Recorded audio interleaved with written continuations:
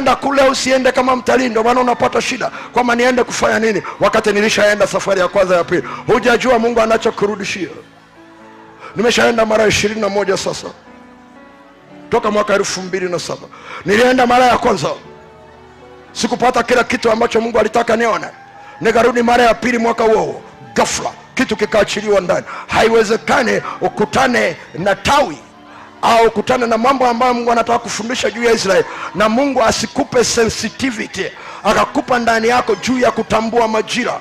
Siri mojawapo kubwa ambayo shetani anataka watu wasikae karibu na Israeli, anawafunika wasijue saa ya kujiliwa kwao.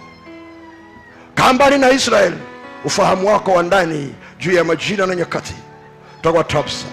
Na Yesu karibu anarudi, na hata akikaribia kurudi itakuwa tabu sana, kwa sababu maandiko yanasema Israeli imewekwa kama saa. Usipojifunza kwake itakuwa ni vigumu sana kujua ya kwamba yuko karibu mlangoni.